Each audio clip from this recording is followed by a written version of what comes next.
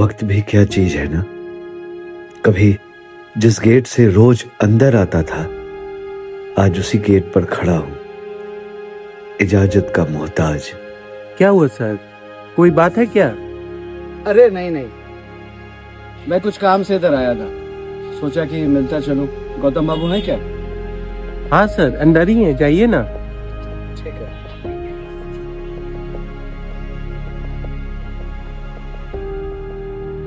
बरसों बाद आज उसी जगह पर खड़ा था जहां सब कुछ वही था, पर पहचान बदल गई थी। पेड़ पौधे सब वही थे, पर छाया अजनबी लग रही थी। और सामने सामने वही बंगला जिसका हर कोना कभी मेरा अपना हुआ करता था। कभी जिस गेट पर अपना नाम लिखा था, आज किसी और का नाम चमक रहा था। आज उसी बंगले के सामने खड़े होकर ऐसा लग रहा था जैसे कुछ बहुत कीमती यहीं छूट गया था। आज फिर से वही सुबह की धूप, माँ की आवाज, पिता का सख्त स्वर, सब कुछ याद आ रहा था।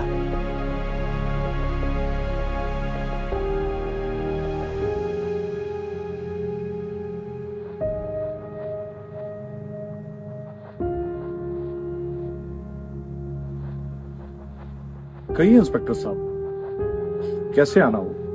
अरे नहीं गौतम बाबू, शायद आपने मुझे पहचाना नहीं। मैं वही हूँ जिनके पिताजी से आपने ये बंगला खरीदा। कभी ये बंगला हमारा था, जो अब आपका है। मैंने आपको पहचाना नहीं था, सॉरी। आइए ना, बैठ के बात करते हैं। ये घर तो आपका इतिहास है, आइए प्लीज। जी शुक्रिया। आपको पता है गौतम बाबू, यहीं बैठकर मेरे पिताजी हर सुबह अखबार पढ़ा करते थे, और हम सब भाई बहन इसी गार्डन में खेला करते थे। न जाने कितनी यादें बसी हैं यहाँ पर। अरे बड़ी अजीब बात है सर, मैं भी रोज यहीं बैठता हूं। शायद आदतें घर से नहीं, इंसान से आती है। या फिर घर ही इंसान को बांध लेता है ना? सर आप अगर बुरा ना माने तो एक बात पूछूं? हाँ हाँ, पूछिए ना। मैंने सुना है कि आपके पिता एक सफल आदमी थे, तो उनको ये बंगला बेचना क्यों पड़ा? क्योंकि वो सफल दिखते थे, जो असल में थे नहीं। बिजनेस बड़ा था, लेकिन कर्ज उससे भी बड़ा था। उनको घमंड था कि वो एक दिन सब कुछ संभाल लेंगे।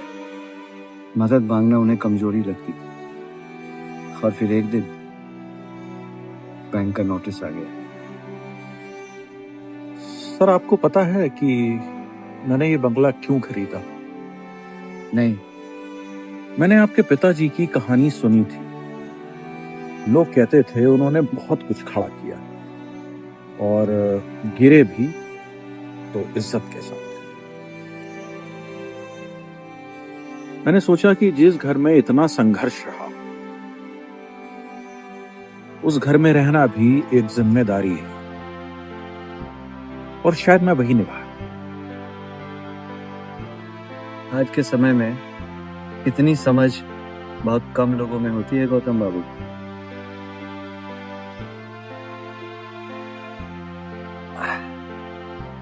अच्छा एक बात बताइए कि क्या आप भी रात को देर तक जागते हैं? हाँ, अक्सर छत पर जाकर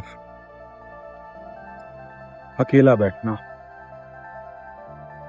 बहुत सुकून देता है। हाँ, मैं भी अक्सर यही सोचता था कि शहर सो जाए तब चुपचाप खुद से बातें करूंगा।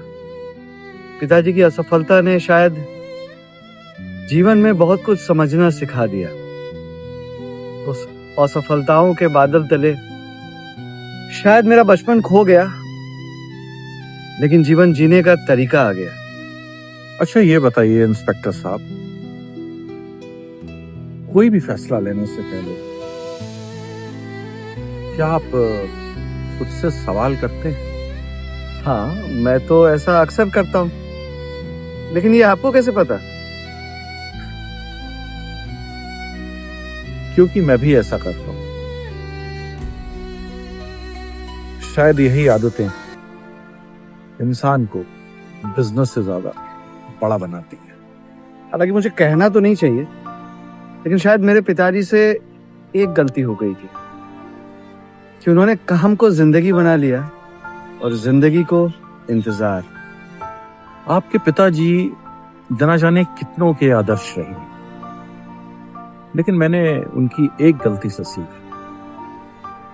मैं काम जरूर करता हूं, लेकिन शाम वो अपने घर के नाम पर, क्योंकि घर बिक सकता है मगर रिश्ते नहीं।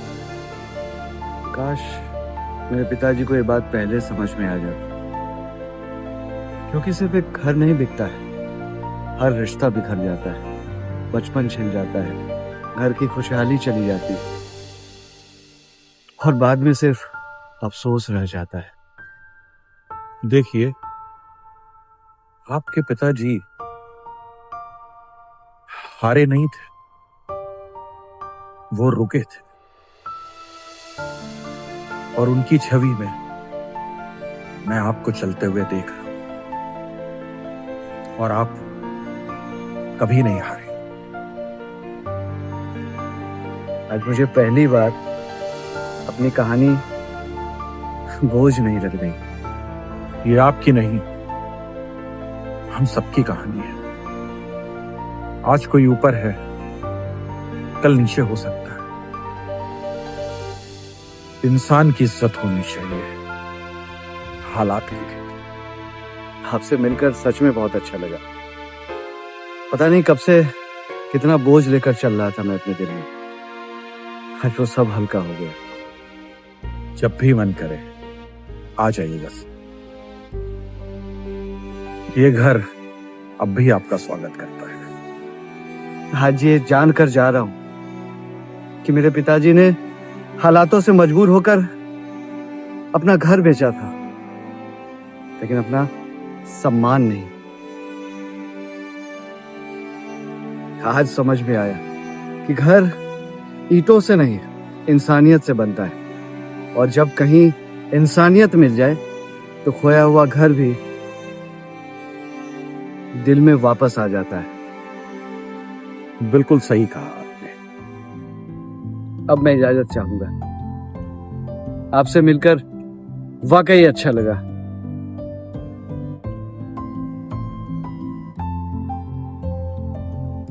हालात बदलते हैं, मालिक बदलते हैं, पर अगर इंसान ना बदले तो समाज जिंदा रहता है।